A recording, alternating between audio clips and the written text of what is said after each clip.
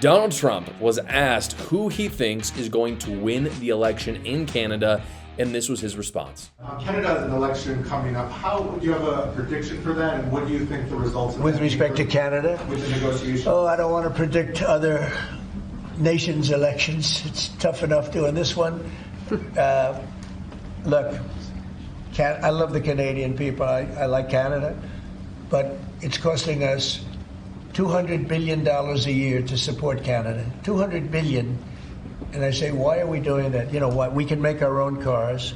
We have more energy than they do. We have more energy than anybody in the world. We don't need their lumber, obviously. We have more lumber. We have a lot of lumber. We have a lot of everything that they sell us. But in particular, cars, they took a large percentage of the car making, and I want to bring it back to this country. I really don't want cars from Canada. Right now, for Donald Trump, pretty much everything comes back to tariffs. However, this actually explains a lot of what's caused the political shift in Canada over the last 3 months. Look at this chart. This is the current standings, and over the last 4 years, the polling for Canadian politics. It's a little confusing for us Americans because the blue is actually the Conservatives, and the red is the Liberals, which a lot of people pointed out that red makes a lot more sense since red is associated with communism. I agree, by the way. We should change that in America. But in any case, the blue, again, Conservative, red, Liberal. What you can see is it was pretty close for a while until about 2023. And then Poilievre and the Conservatives were going way ahead, massive. And what you see is, I kid you not, the day, down to the day, where they're the most popular is January 20th of this year, the day that Donald Trump was put in office. And what you can see is that Poilievre and the Conservative Party in Canada started to grow quite a bit with Donald Trump's return to the Oval Office. From there, you see it completely collapse. Completely collapse could be a bit of a stretch, but you see them lose 7% of popularity. And perhaps what's more accurate is looking at the Liberal Party. You see at that point a huge ascension, like massive. They go from 20% support to 42% today. And so as it stands today, you've got about a 3% lead for the Liberal Party at 42% to about 39% for the Conservative Party, which is scary. It's scary if you're conservative in Canada. I will talk about how I think it's scary if you're a conservative in America as well. There's a few things that have caused this, and the largest is tariffs, in my opinion. There's this perception in Canada right now, it seems, that Poilievre is going to be more friendly to Trump and the American tariffs.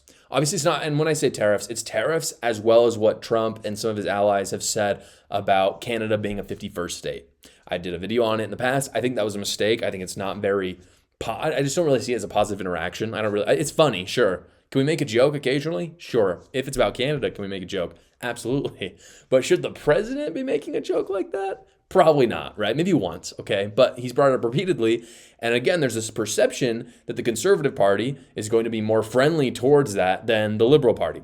And I think that that's a pretty brilliant marketing strategy from the Liberals in Canada, because if you look at what Poilievre has said, he straight up has said over and over again that he is Canada first and wants to fight Trump on this.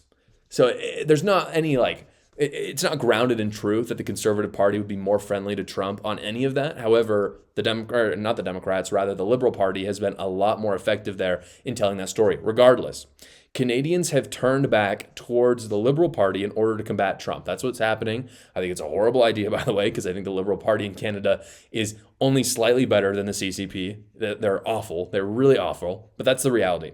The other thing that you'll notice on that graph, I'll pull it up one more time for you to see, is that what's happened at the same time as the Liberal ascension, you'll notice that this party in orange completely collapsed. And that party is the New Democrat Party, which is essentially the far left or socialist party in Canada. And so you might look at that and think, well, that's good.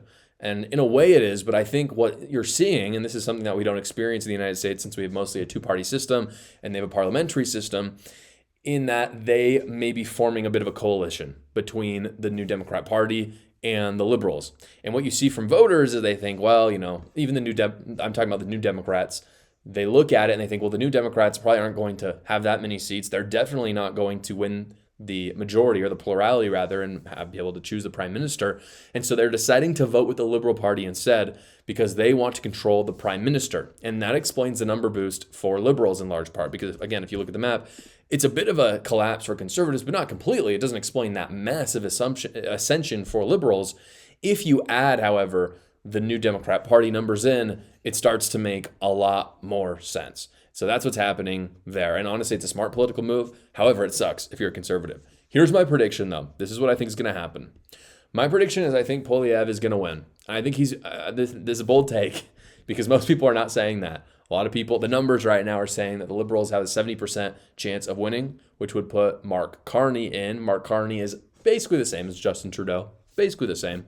He's an established, he's like a Nancy Pelosi. If you're Canadian, you know who Mark Carney is. If you're American, you don't. He's the Nancy Pelosi of Canada. He's establishment all the way, very liberal. He may not be part of the far left party, the New Democrat Party, but he might as well be, really. He's just playing the game in the Liberal Party instead.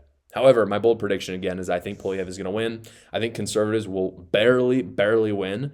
And even though they win, they're not going to have as big of a majority as they could have had. And I think some of that could be due to Donald Trump's rhetoric. I'm a massive Trump fan if you watched my show before. But I think that was a miscalculation from Trump. I think that he could have worked with the Conservative Party in an easier way than the Liberal Party. But again, that's exactly the rationale that the Liberals used to ascend to power again. And the reason, though, that Poilievre is still going to pull it out is I think similar to the mandate Trump was given here in America, people in Canada want a conservative prime minister. They are sick of Justin Trudeau, who I think has had 3 terms at this point, or at least the Liberal Party I know has had 3 terms. I don't know if Justin Trudeau was in the entire time.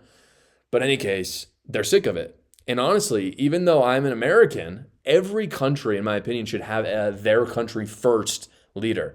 So it doesn't bother me, even though he's said some things against Trump, it doesn't bother me that Pierre Poilievre is saying, I'm Canada first. I think everyone deserves that. And again, that's coming from an American. I think he's going to win. I think it's going to be very close. What you see from the polls right now is he's down by 3%.